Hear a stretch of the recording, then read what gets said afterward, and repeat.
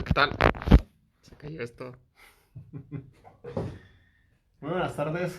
Sean bienvenidos todos los que nos están acompañando aquí en esta transmisión que seguimos ofreciendo como enseñanzas acerca de la intercesión, una serie que estamos llevando a cabo desde hace algunos meses ya. Es un gusto estar aquí con ustedes y poder compartir acerca de todo esto. Así que pretendo que la clase del día de hoy sea un poquito larga, así que no vamos a poner tanto preámbulo, vamos a empezar directamente y vamos a empezar a hablar acerca de este tema. Eh, Estamos hablando acerca de los lugares celestiales, muy particularmente con un preámbulo más grande hemos estado hablando acerca de Jesús como el perfecto intercesor nuestro y habíamos hablado de las facetas de su vida como intercesor, al encarnarse, al habitar entre nosotros, al morir, al resucitar, al ascender a los cielos. Y ahora estamos hablando muy particularmente acerca de la vida de intercesión de Jesús al habitar o al estar en los lugares celestiales. Es por eso que esta sesión así se ha estado llamando, tanto la anterior como esta, así se llama. Él es el gran intercesor del Nuevo Testamento y de todos los tiempos, Jesucristo, que nos enseña su labor sacerdotal de servicio por nosotros desde los lugares celestiales. Ahora Él está en los lugares celestiales con el Padre, Él está ahí y desde ahí Él trabaja con nosotros y Él intercede por nosotros y nos da ejemplo a nosotros de cómo estar intercediendo, cómo seguir intercediendo. Así que, ¿qué te parece si empezamos? Vamos a orar, vamos a preparar nuestra Biblia, nuestra libreta, algo para hacer apuntes. Si hay preguntas pueden escribirlas e intentaríamos contestarlas, responderlas con mucho gusto. Vamos a orar. Señor, te damos gracias en esta tarde por tu fidelidad, tu amor y tu cuidado. Te damos gracias, Señor, porque eres fiel, te mantienes fiel a pesar de todas las circunstancias, a pesar de nuestras flaquezas, de nuestras debilidades, Señor. Tú te mantienes firme en lo que has dicho acerca de nosotros, en la obra que el Señor Jesús ha ofrecido por nosotros. Gracias por esta seguridad, gracias por esta confianza que tenemos en Jesús. Señor, en esta tarde nos disponemos a aprender aún más acerca de la labor de intercesor que tú has hecho por nosotros. Así que te pedimos, Señor, que abras nuestros ojos, que tu Espíritu que mora en nosotros nos guíe a aprender más y a poner en obra, en práctica, todas estas cosas. Es nuestra oración en el nombre de Jesús. Amén. Amén. Bueno, vamos a hablar particularmente acerca de Jesús como el sumo sacerdote compasivo. Habíamos estado hablando un poquito ya hace 15 días acerca del sacerdocio de Jesús, como alguien que sirvió por nosotros, pero estaba enfocado más a la idea de su muerte y su vida como un sacrificio. Él mismo como sacerdote y él presentándose a sí mismo como un sacrificio. Ahora vamos a hablar acerca de este sacerdote que ya hizo esa labor sacerdotal, pero que constantemente o con frecuencia está intercediendo por nosotros desde esos lugares celestiales o delante del Padre, delante del Señor. Así que Jesús es un hombre y Él luchó por nosotros en el Calvario. Al llevar sobre sí mismo cada una de nuestras debilidades, cada una de nuestras heridas, cada una de nuestras dolencias, aún nuestras enfermedades, al llevar todo eso, el Señor Jesús expresó ser un hombre que estuvo luchando por nosotros desde el Calvario, desde la cruz.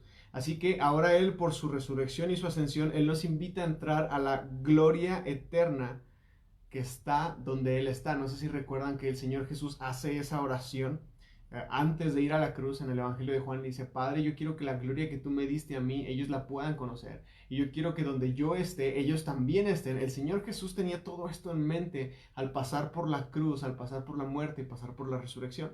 Así que el Señor Jesús en este sentido, Él nos comprende por completo, porque Él fue tentado en todo lo que nosotros podamos tener como tentación, todo lo que nosotros podamos tener como una dificultad. Sin pecado, obviamente, pero el hecho de que Él haya pasado por todas estas cosas lo hace a Él capaz de ayudarnos. No es una persona indiferente o indistinta a nosotros. Por ejemplo, cuando tú pasas por una enfermedad, no muy común, pero pasas por esa enfermedad y sanas, te recuperas, más adelante cuando empiezas a ver otras personas que pasan por la misma situación que tú estás pasando, tú tienes una empatía más directa hacia esas personas porque tú ya sabes lo que es pasar por un proceso así. tú ya sabes lo que es experimentar una situación así.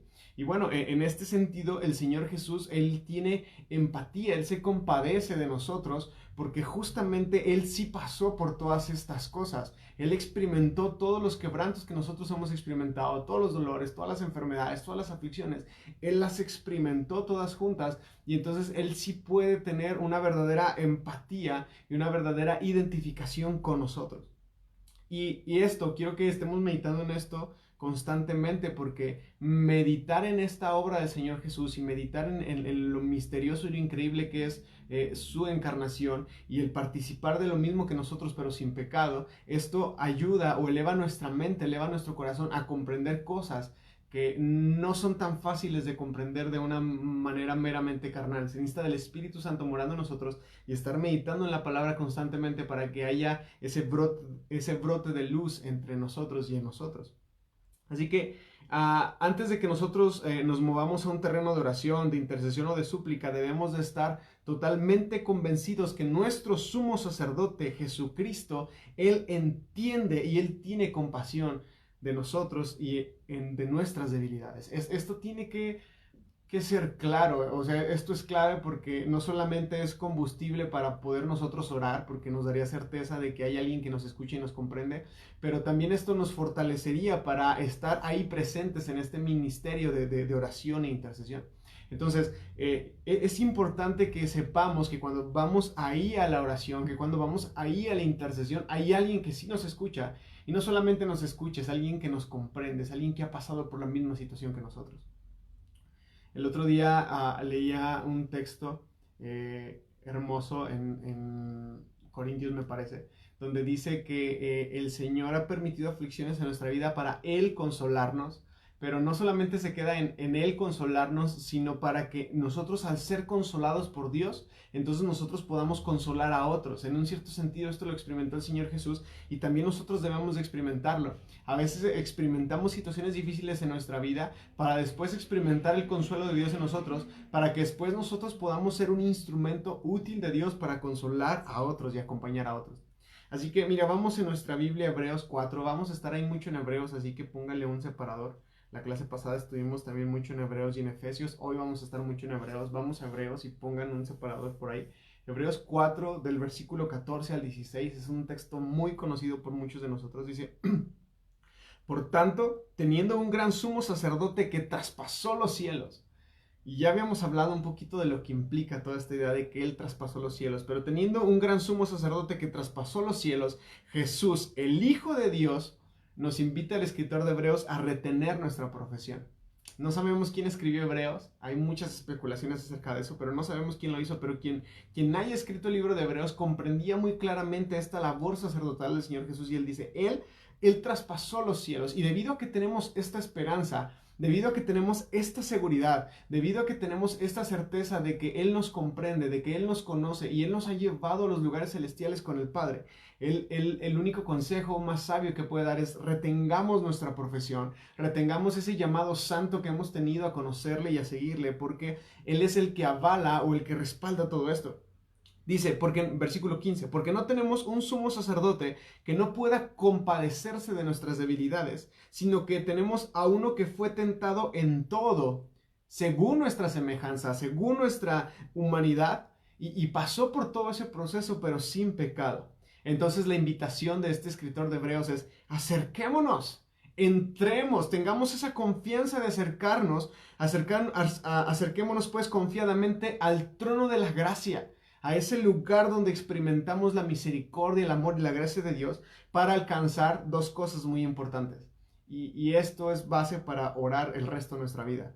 Para alcanzar, número uno, misericordia. Que todos nosotros necesitamos misericordia. Hace el año pasado estuvimos hablando de ese tema en la iglesia algunos domingos. Para alcanzar misericordia, dice, y hallar gracia, encontrar gracia para el oportuno socorro. Un socorro, una ayuda, una salvación oportuna en el momento indicado cuando más lo necesitamos. No sé si tú ya has experimentado estas bondades de que te has podido acercar al trono de la gracia y saber que el Señor está ahí con brazos abiertos gracias a la obra que el Señor Jesucristo ha hecho por nosotros y tú llegas ahí y alcanzas esa misericordia que tanto has necesitado y alcanzas esa gracia, ese oportuno socorro en un momento muy particular en la vida, en nuestra vida. Entonces, dice el escritor de este libro que estamos estudiando, vemos, número uno, que el lugar de revelación está relacionado con el camino de la oración. Es decir, la revelación es que algo se nos muestre, algo se nos dé a conocer. Y el escritor de Hebreos nos está invitando y él nos dice, vengan, vengan al lugar de la gracia.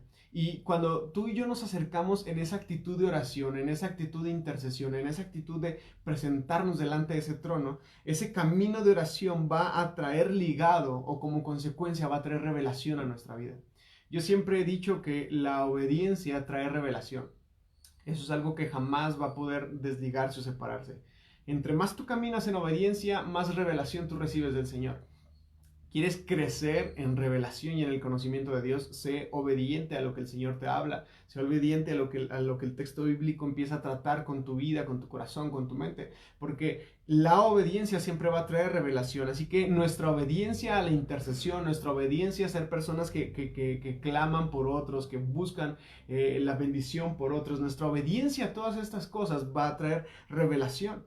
Dice el escritor de Hebreos, el que se acerca a este trono de la gracia va a experimentar misericordia y gracia, le va a alcanzar toda esta revelación del Padre. Así que el autor de Hebreos está clamando para que nosotros pongamos nuestra mirada en Jesús.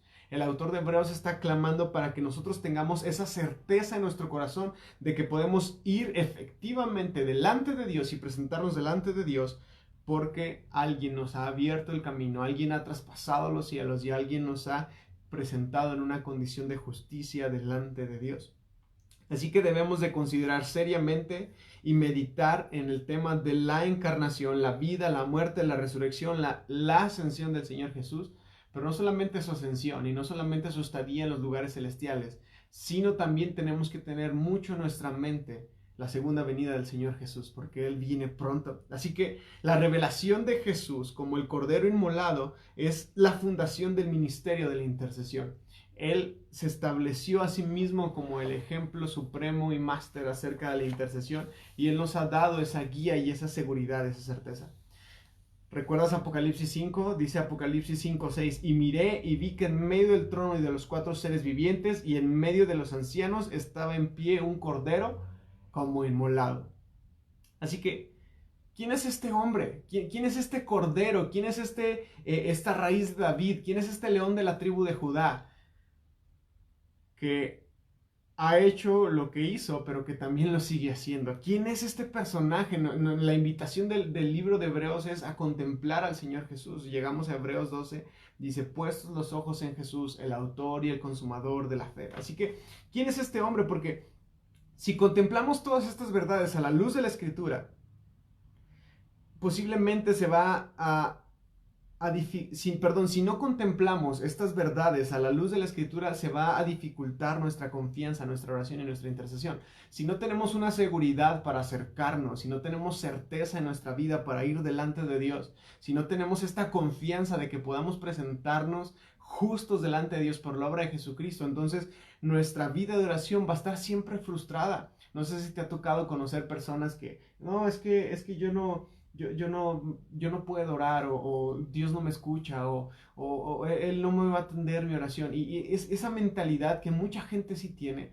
Esta idea de ore usted porque a usted Dios sí lo escucha o usted está más cerquitas de Dios, usted clame.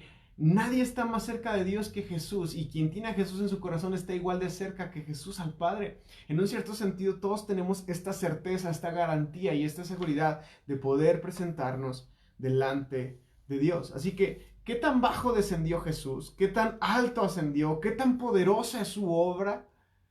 Debemos de detenernos a considerar todo esto y meditar en todo esto, en el peso de todas estas cosas. Muchas veces la meditación y muchas veces la adoración es que tú estés simplemente callado y estés totalmente maravillado de lo que el Señor es. Y que tu corazón rebose de alegría, de gozo, del gozo de su salvación en nosotros. Y que estés simplemente ahí, tranquilo, en paz, contemplando al Señor y decir, Señor, este eres tú y eres hermoso. Por eso el salmista decía que él adoraba al Señor, él alababa al Señor en la hermosura de su santidad, porque él podía contemplar la santidad del Señor y encontrarla hermosa. Hebreos 7:22 dice así: por lo tanto Jesús es hecho fiador de un mejor pacto. Tendríamos que leer obviamente todo el libro de Hebreos, específicamente el capítulo 7, para entender a qué se refiere esto con el escritor de Hebreos, pero prácticamente está diciendo todo lo que sucedió en el Antiguo Testamento, aunque fue maravilloso y fue increíble, el Señor Jesús hizo algo mejor que eso, y por eso dice, por lo tanto Jesús fue hecho fiador de un mejor pacto. Y menciono todos estos textos, vamos a leer varios para contemplar la magnitud de la obra del Señor Jesús por ti y por mí. Hebreos 8:6 dice así la escritura: pero ahora tanto mejor ministerio es el suyo, cuanto es mediador de un mejor pacto, establecido sobre mejores promesas. Hebreos 9, versículos 11 y 12. Hebreos 9, versículos 11 y 12 dice: pero estando ya presente Cristo, sumo sacerdote de los bienes venideros por el más amplio y más perfecto tabernáculo, no hecho de manos, es decir, de esta creación, y no por sangre de machos cabríos ni de becerros, sino por su propia sangre, él entró una vez y para siempre al lugar santísimo, habiendo obtenido una eterna redención. Y mira lo que dice ahí más adelante en el versículo 14. ¿Cuánto más la sangre de Cristo, el cual mediante el Espíritu Eterno se ofreció a sí mismo sin mancha a Dios, cuánto más su sangre no limpiará vuestras conciencias de obras muertas para que sirvan al Dios vivo? Si tú lees el versículos anteriores junto con los que acabamos de leer, el 11, el 12, si tú lees el 13, el escritor de Hebreos está haciendo una estructura muy interesante y dice, si el sacrificio de los animales era poderosa para muchísimas cosas, para perdonar, limpiar nuestros pecados, dice, la sangre del Señor Jesús es muchísimo más poderosa. Si aquella sangre solamente podía perdonar sus pecados, pero no transformar su corazón, la sangre de Jesús puede limpiar los pecados y puede también transformar el corazón, puede limpiar las conciencias de obras muertas para servir al Dios vivo. Entonces, realmente la sangre del Señor Jesús tiene ese poder para transformarnos, para lavarnos, para obrar en nuestra vida. Así que por la sangre de este nuevo pacto, todos los que lo recibieron, podemos tener acceso a todas estas promesas.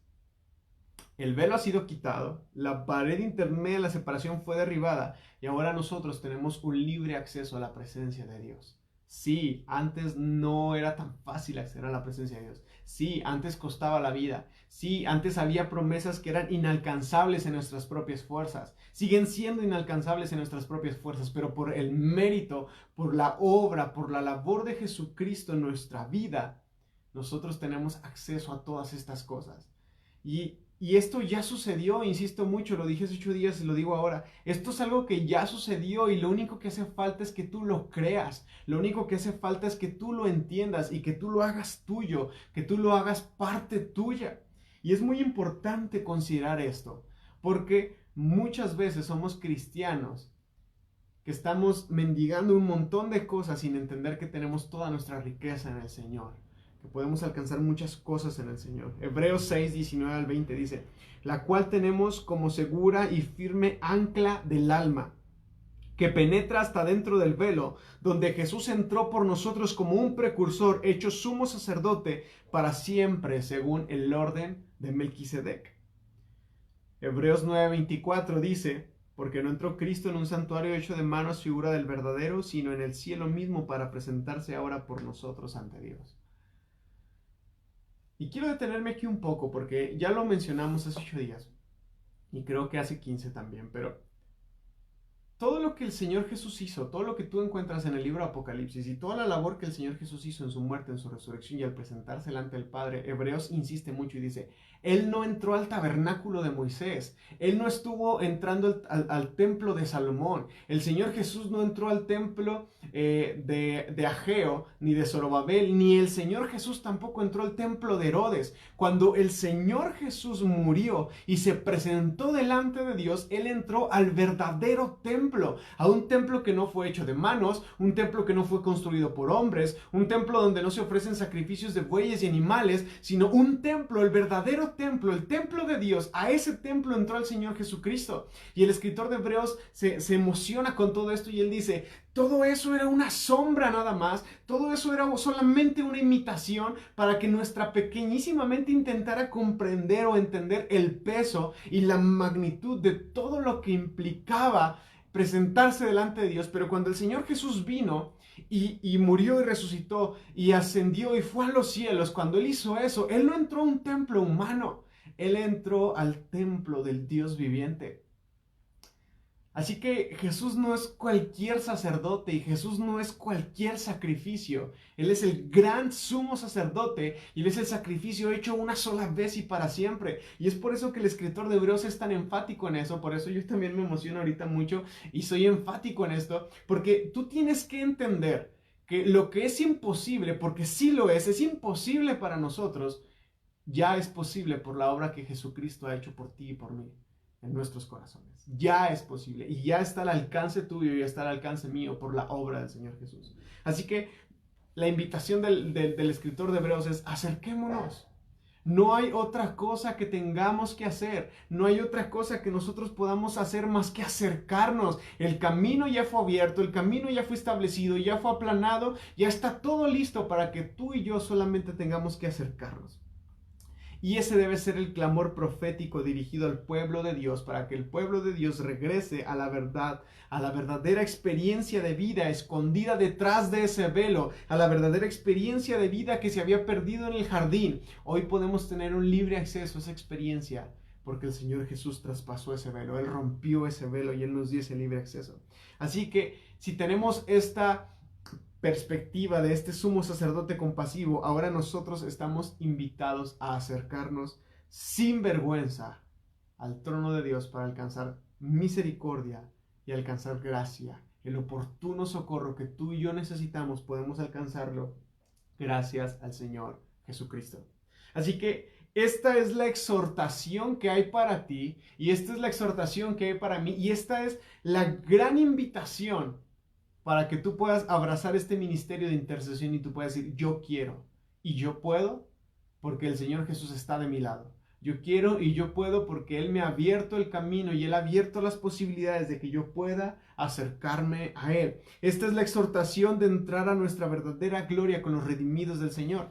Dice Romanos capítulo 6 versículo 13, dice, ni tampoco presentéis vuestros cuerpos al pecado como un instrumento de iniquidad, sino preséntense, vengan delante de Dios ustedes mismos como vivos de entre los muertos y vuestros miembros a Dios para ser instrumento de justicia. Y esta invitación es gloriosa. El apóstol Pablo se la rifa cuando escribe esto porque él dice, preséntense delante del Señor, muertos a este mundo, pero vivos delante de Dios para ser un instrumento útil para su obra. Así que yo creo que la falta de revelación de Jesús como aquel que nos conoce y la falta de revelación de las personas de Jesús como aquel que tiene compasión de nosotros es lo que mantiene a las iglesias fuera de la oración. O sea, la falta de entender que el Señor Jesús se compadece de ti y que Él te conoce y que Él está adelante de ti. Si tú te determinas a orar, Él va adelante de ti. La falta de comprender todo esto ha hecho que la iglesia no ore. Pero cuando tú tienes esta certeza, cuando tú tienes esta seguridad, cuando tú sabes que el Señor está contigo, cuando tú sabes que el Señor te está abrazando, cuando tú sabes que Él va delante de ti, cuando tú tienes todas estas certezas y toda esta seguridad, tú puedes orar y puedes levantarte en un ministerio de intercesión y de clamor delante de Dios, porque tienes esta certeza de que Él está contigo, de que Él te abraza. Así que vivimos en medio de una generación perversa y llena de condenación, y sabes que nada va a sacar a estas personas de la oscuridad como la revelación de que Dios los entiende, que Dios los conoce y que Él quiere tener una relación íntima y profunda con ellos, y que el Señor los llama a tener una relación con Él. Dice nuevamente Hebreos 4 y 6, acerquémonos pues confiadamente al trono de la gracia. Acerquémonos al trono de la gracia para alcanzar misericordia, para hallar gracia en el tiempo del oportuno socorro. Romanos 7:19 dice, porque no hago el bien que yo quiero, sino el mal que no quiero, eso hago. Al apóstol Pablo le quedaba totalmente claro que era difícil en nuestras propias fuerzas alcanzar algo si no era por el mérito y la obra de Jesucristo. En Hebreos 10 del 19 al 24 dice así, Hebreos 10 del 19 al 24 dice, así que hermanos, teniendo libertad para entrar en el lugar santísimo por la sangre de Jesucristo, por el camino nuevo y vivo que Él nos abrió a través del velo, esto es, a través de su carne, y teniendo a un gran sacerdote sobre la casa de Dios, acerquémonos con un corazón sincero, en una plena certidumbre de fe, purificando los corazones de una mala conciencia y lavando los cuerpos con agua pura. Mantengámonos firmes y sin fluctuar la profesión de nuestra esperanza, porque fiel es el que prometió. Y considerémonos unos a otros para estimularnos al amor y a las buenas obras. Para estimularnos al amor y a las buenas obras. Es interesante todo esto, dice Efesios 3:12, en quien tenemos seguridad y acceso con confianza mediante la fe en Él. Todos tenemos esta seguridad, iglesia. Tú que me estás escuchando, tenemos esta seguridad. Si tú por algún momento en tu vida has dudado si el Señor te escucha, has dudado si crees que puedes presentarte delante de Él, si has dudado si Él va a atender tu oración, tienes que tomar estos textos y hacerlos tuyos y entender, creer, confiar en que tenemos ese libre acceso al Padre en Jesucristo. Tenemos ese libre acceso al Padre en Jesucristo. Así que debemos de acercarnos a Dios teniendo fe. Debemos de acercarnos a Dios creyendo que todo esto es real. Dice el mismo escritor de Hebreos en Hebreos 11 que sin fe es imposible agradar a Dios. Que si nos vamos a acercar a Él tenemos que hacerlo con fe, porque de esa forma podemos agradarle. De esa forma podemos realmente experimentar este lugar de acceso.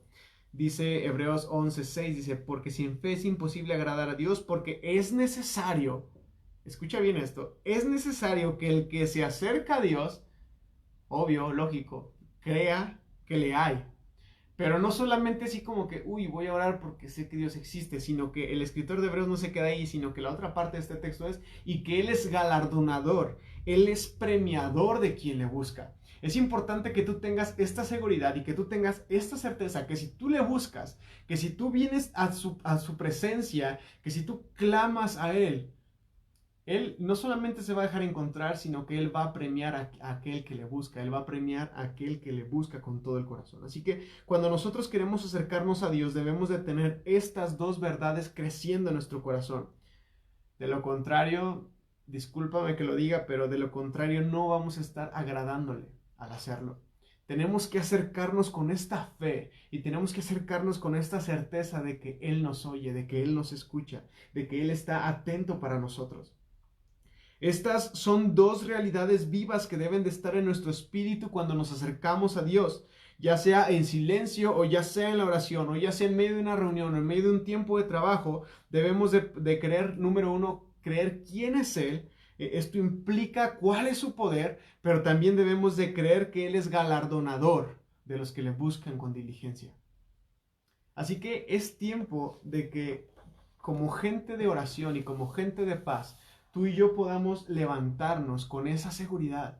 Iglesia, tenemos ese libre acceso por lo que Cristo ha hecho. Tenemos esa seguridad por lo que el Señor Jesús ha hecho por ti y por mí. Y podemos acercarnos confiadamente porque el Señor Jesús nos presenta justos delante de Dios.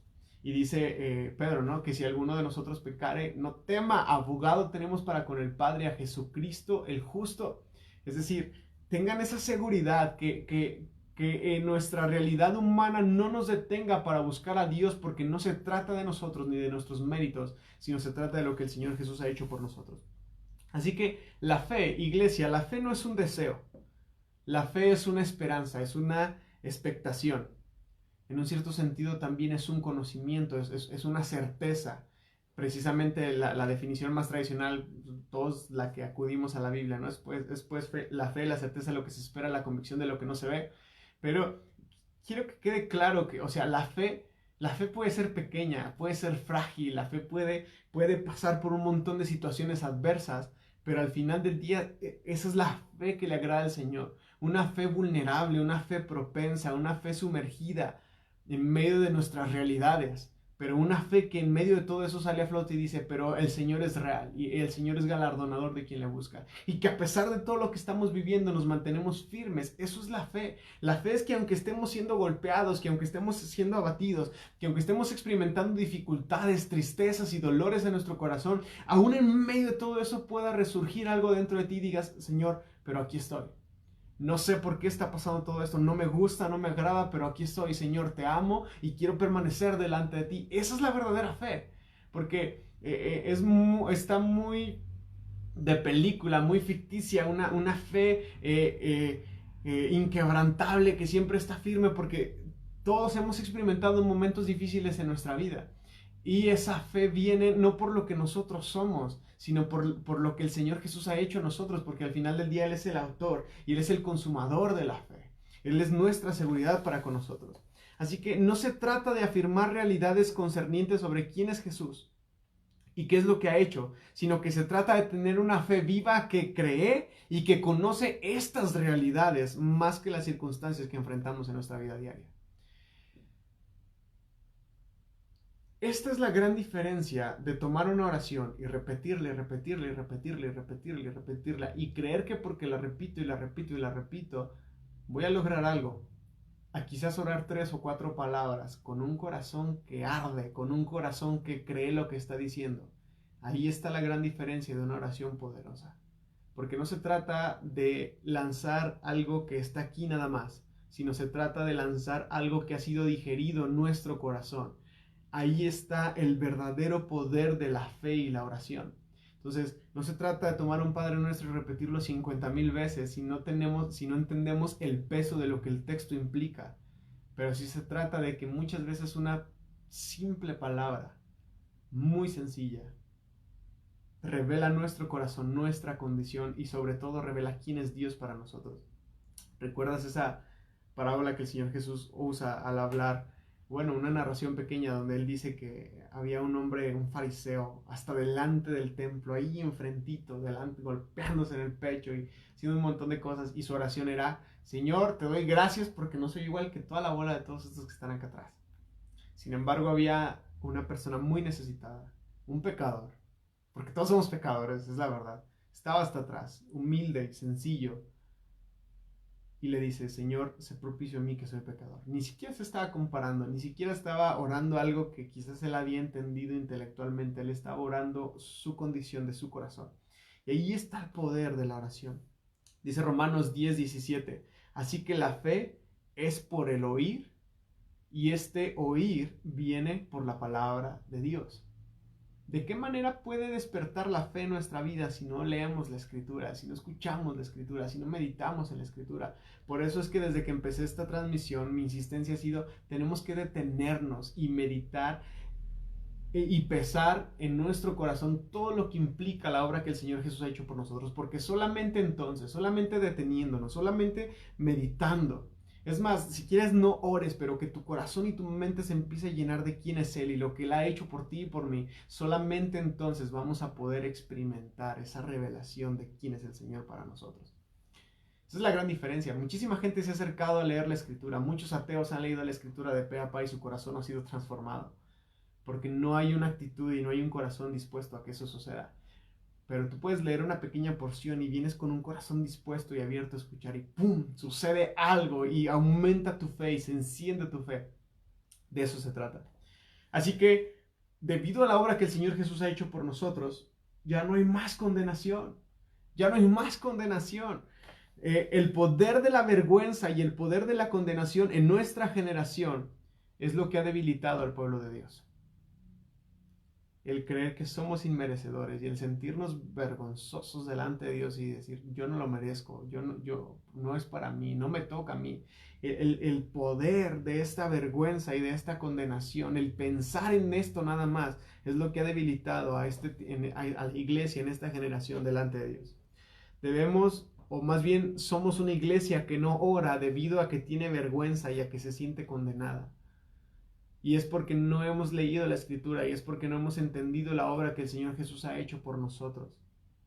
Así que el objetivo principal del enemigo en cada generación es atormentar a la iglesia con vergüenza delante del Señor. Recuerda que Él es el acusador. Recuerda que Él va a estar siempre acusándote. Delante de tus hermanos, Él va a estar diciendo, este es esto, Él es aquello. Y a tu conciencia también te va a estar pegando, te va a estar diciendo, tú no eres digno, mira, tú quieres orar, tú quieres hablar y hace rato estabas diciendo todo esto. El acusador siempre va a estar haciendo esa tarea. Pero es labor nuestra hacer eso a un lado y decidir presentarnos delante de Dios, a pesar de todo lo que el acusador pudiera decir acerca de nosotros.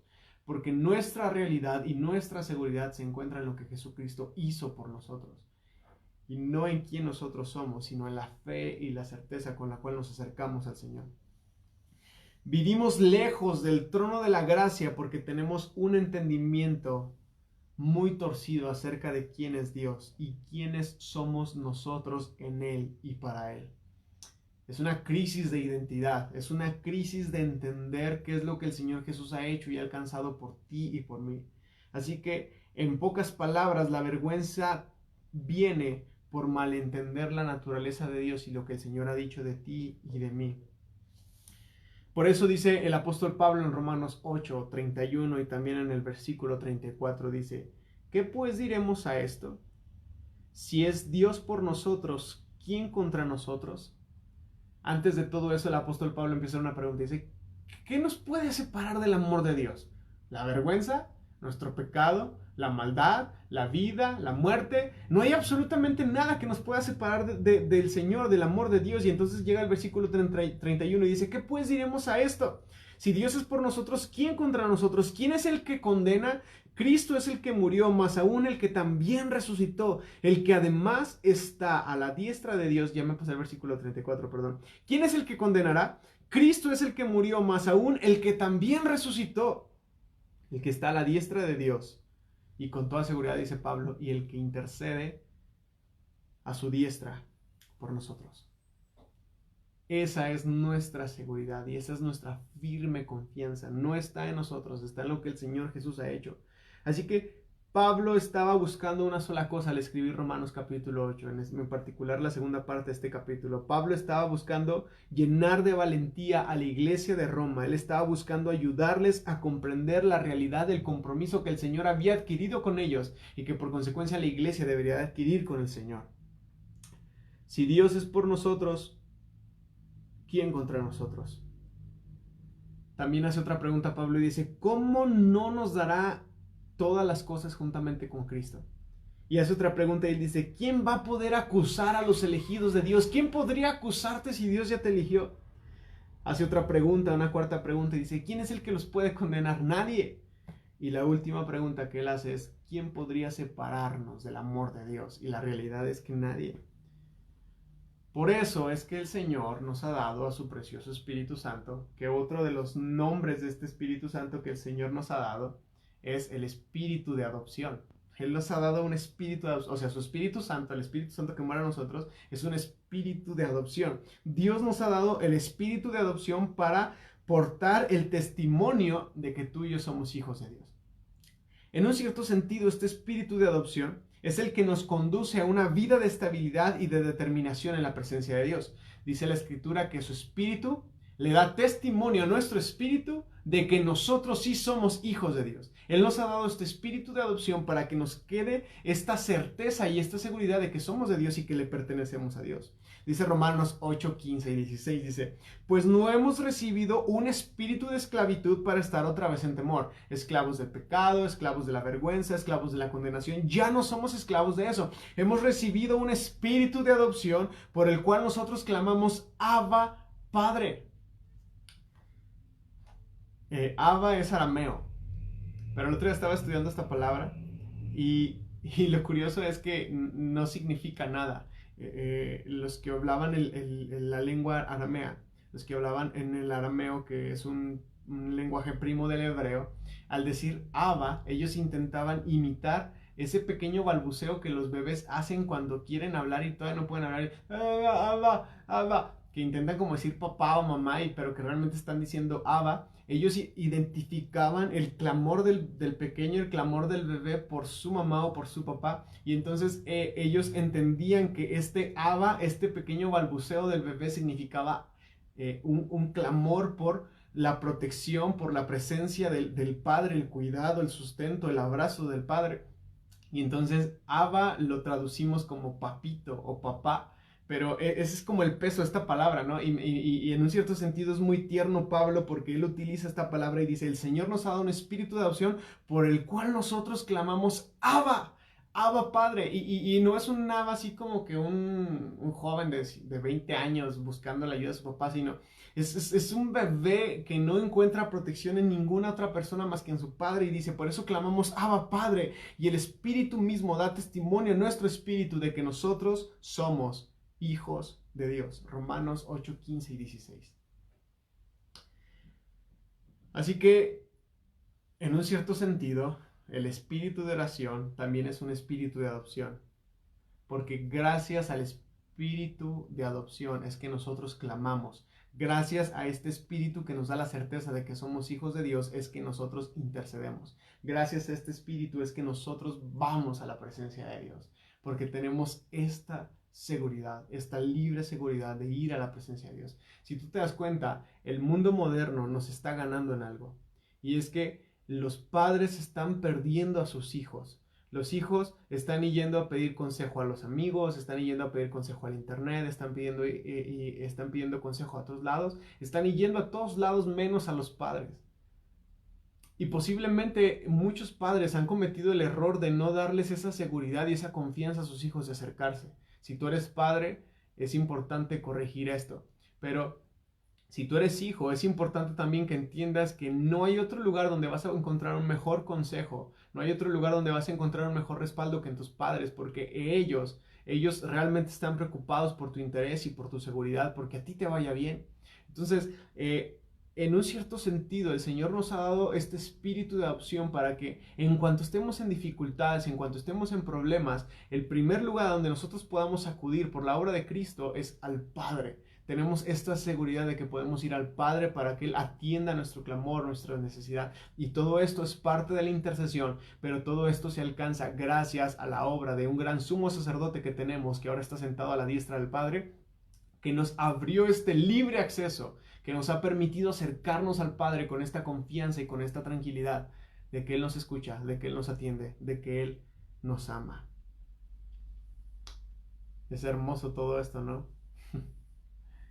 Es increíble que se nos cambie este chip en nuestra cabeza y que podamos tener esa confianza. A veces hay personas y se me hace muy respetable, ¿no? Obviamente, que le hablan a Dios de usted y siempre está como esa distancia entre tú eres mi Dios, eres mi Señor, pero nunca traspasamos esa barrera para decir también eres mi Padre. Y como mi Padre puedo presentarme con seguridad, a veces con mis disparates, a veces con mis ideas medias locas, pero puedo presentarme porque está esa confianza.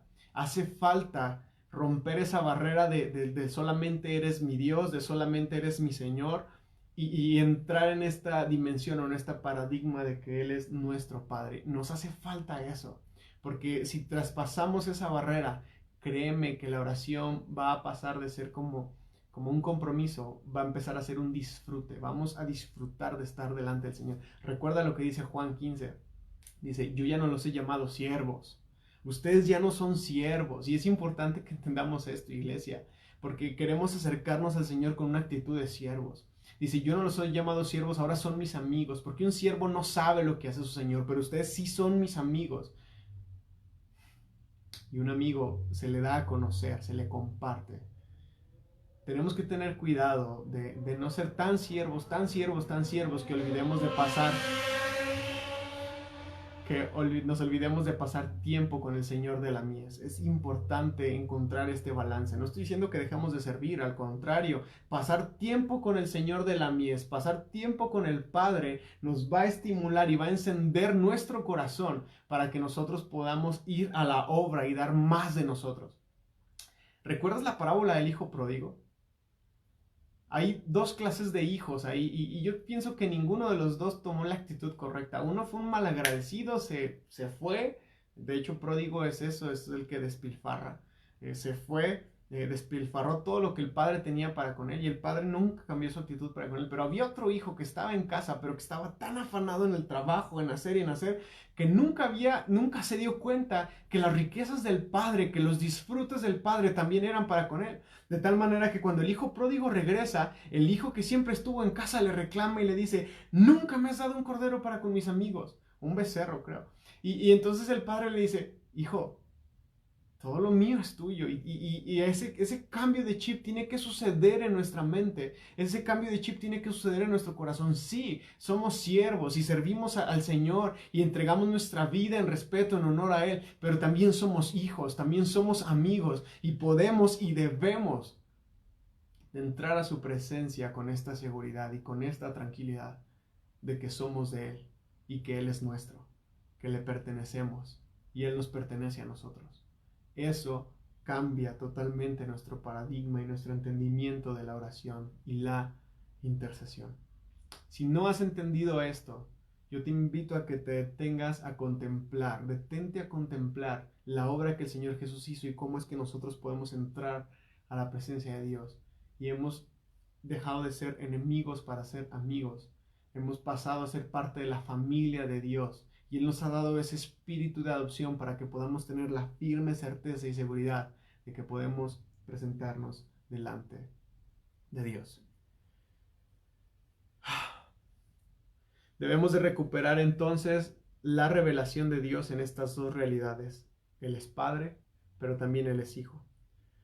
Su corazón hacia nosotros es que nosotros le importamos, es que Él nos comprende, es que Él nos desea y es que Él nos tiene compasión. El Señor desea tener comunión con nosotros. ¿No me crees? Lee la Escritura, abre la Escritura en cualquier parte y date cuenta que el Señor siempre es el que tuvo la iniciativa de encontrarse con el hombre. Cuando Adán y Eva pecan, en vez de querer reivindicarse con Dios, ellos se ocultan y el Señor es el que viene y se encuentra con ellos. El Señor es el que se encuentra con Noé, el Señor es el que se encuentra con Abraham, el Señor es el que se encuentra con David al pastar a los animales, el Señor es el que se encuentra, Él es el que siempre viene al encuentro porque en las profundidades de su corazón Él tiene un deseo profundo de tener comunión con nosotros. Créeme que si tú le conoces, no es porque tú le buscaste. Dice Juan, nadie puede venir a Él si no es por medio de Cristo, pero también mismo Juan, creo que en el capítulo 14 dice, pero nadie puede venir a Cristo si el Padre no le ha llamado primero. Entonces, si tú le conoces, es por una simple y sencilla razón. El Señor quiso y Él quiere tener comunión contigo. Si Él te ha llamado y tú le conoces, es porque el Señor te escogió y Él ha querido tener comunión contigo. Al respecto de su poder, Él es capaz de escucharnos, Él es capaz de actuar, Él es capaz de liberarnos, Él es capaz de salvarnos y Él es capaz de sanarnos. Y esto también te tiene que quedar muy claro, porque cuando entras a orar, cuando te presentas delante de Él, esto tiene que mantener anclado tu corazón al orar, de saber que el Señor es capaz, que Él quiere y Él puede hacerlo. ¿Recuerdas este enfermo que el Señor lo ve y le dice, ¿qué quieres que yo haga? Y Él le dice, si tú quieres, puedes limpiarme. Y el Señor Jesús le dice, yo quiero, yo quiero, sé limpio. Y ¡fum! Fue limpio en el nombre de Jesús. En Juan capítulo 2, Jesús define la casa de oración como la casa de su Padre. La casa de oración y el espíritu de oración reposan sobre la revelación fundamental de que Él es nuestro Padre. No somos huéspedes invitados, es nuestra casa. No somos, no hemos sido invitados como para estar así todos tranquilitos y cuadraditos, que no tenemos acceso a nada, sino que es nuestra casa porque Él es nuestro Padre. Segunda de Corintios, capítulo 10, versículos 4 al 5. Dice así la Escritura. Ya estoy terminando. Segunda de Corintios, capítulo 10, versículos 4 y 5. Dice, porque las armas de nuestra milicia no son carnales, sino son poderosas en Dios para la destrucción de fortalezas. ¿De qué clase de fortalezas está hablando? Escucha bien lo que dice el versículo 5.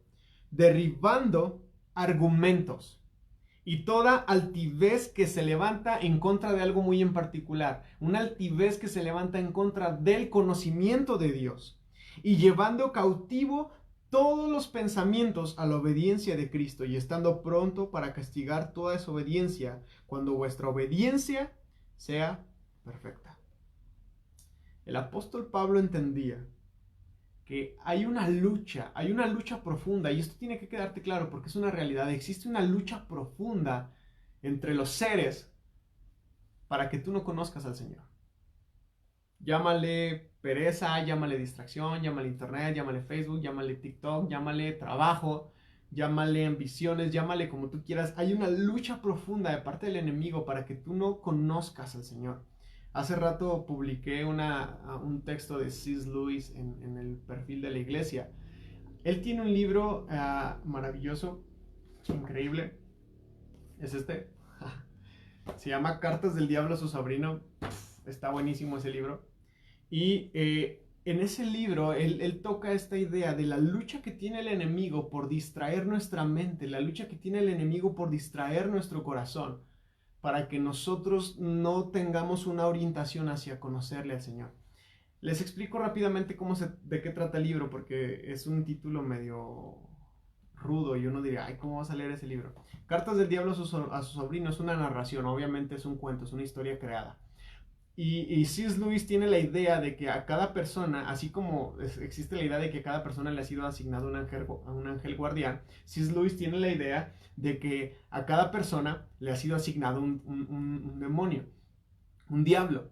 Entonces, en el libro de C.S. Lewis está escrito con puras cartas literales, una carta tras otra carta tras otra carta, donde un diablo viejo que es tío de un diablo joven, un diablo pequeño, este diablo viejo ya está experimentado porque ya tiene muchos años cuidándole la espalda a la persona que le fue asignada. Y entonces, cuando este diablo joven se le es asignado un pequeño, un joven, un adolescente, el diablo viejo le escribe a su sobrino, el diablo joven, y le dice, oye, mira, cuando a tu persona, a la persona que te fue asignada, quiera conocer a Dios, tú no se lo puedes permitir, tú tienes que ponerle tropiezos en su camino, tú tienes que hacer que él cuestione la existencia de Dios.